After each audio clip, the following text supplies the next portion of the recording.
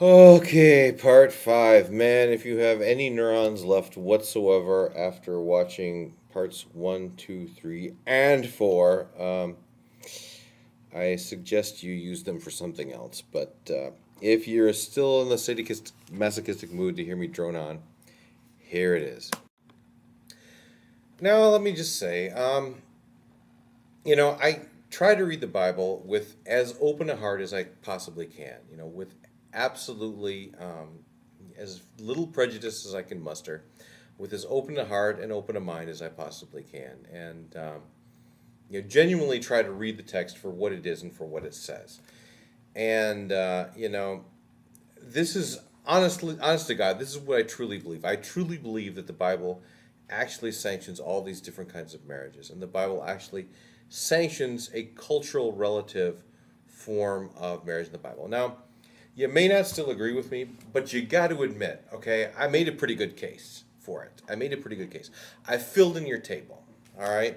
And not only did I fill in your table, but I provided a two-part objective criteria which justifies the filling in the table. So I gave you a method of interpreting Scripture which would actually justify the interpretations that I give to these texts and help fill out the table. So it's the best I can do. Now, here's the thing though.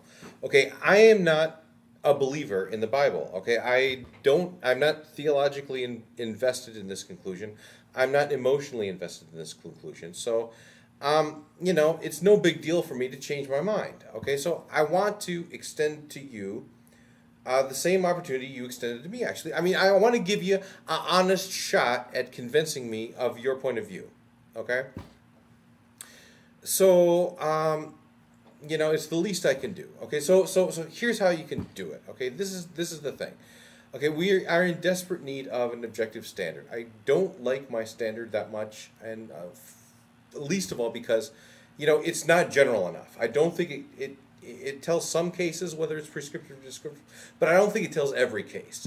I'd like one that's more general. I'd like one that's more things are so maybe if you can propose an objective standard to do this, that would be great. And then use that objective standard to fill in the following table. Okay, let me go back to the blackboard. Okay, so here's my challenge to Veritas 48 or to anybody else. Okay. So I filled in my chart with Veritas's help, to be sure. Okay, but I filled in my chart as requested, and I think I made a pretty good case. So now I have a chart for him to fill out, or for anybody else who'd like to learn more about the Bible.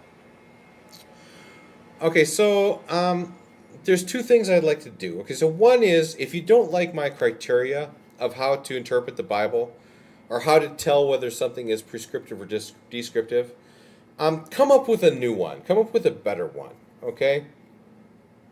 And but here's the ground rules, okay? You got to actually prove that this standard works, okay? We need an objective standard to tell whether things are prescriptive or descriptive, okay? So here's how I'd like you to prove it, okay? I'd like you to prove that God prohibits polygyny and homosexuality in all of the societies by using the objective standard, okay?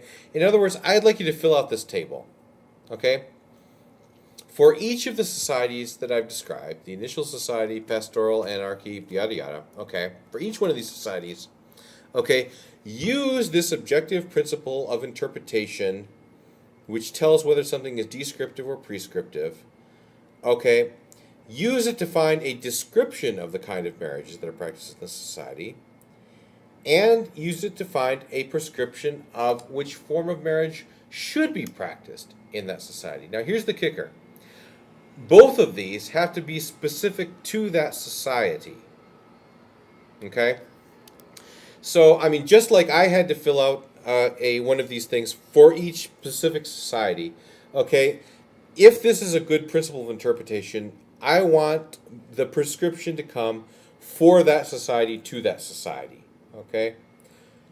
All right, and after that, okay, what I want to see a prohibition of all the other forms of marriage practiced in that society. And the prohibition must come, directly from God or from one of his trusted agents, like Paul or something like this, right? Okay, so I think this is fair. Okay, so, You know, you might be saying something or thinking to yourself something like this. If God tells us to do something once, that should be enough.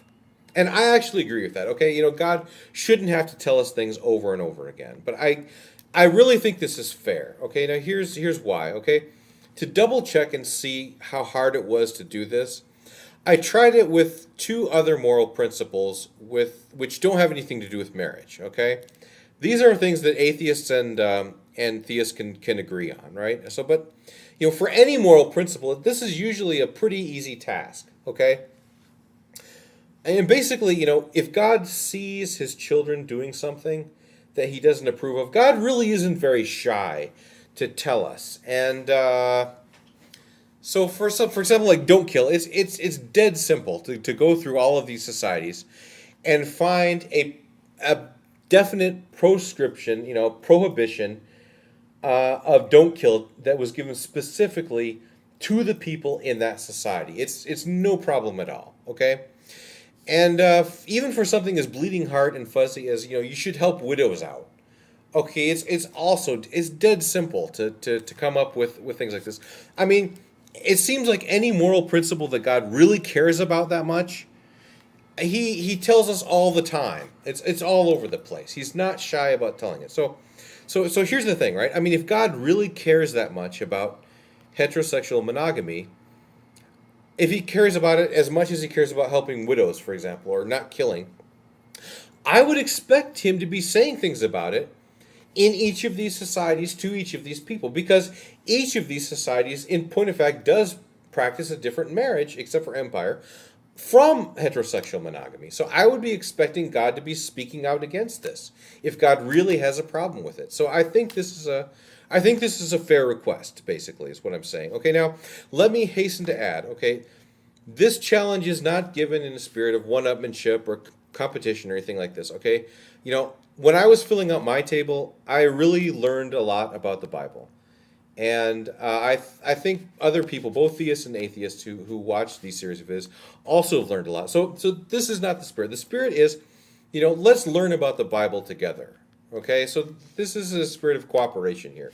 So this is my challenge. Okay, let's see if we can fill this table out. Let's see what we can learn about what the Bible actually says. Okay, so this is my challenge to you, or challenge to anybody else, anybody who wants to participate in this. Yeah, please fill out this table, okay? I promise you, okay? Fill out this table, come up with a reasonable standard. I will look at it with a very open mind, okay? As best I can do to the best of my abilities. I will look at it with an open mind. I'll give you a fair shot at convincing me of your point of view, okay? So, in other words, tag, you're it. See you around.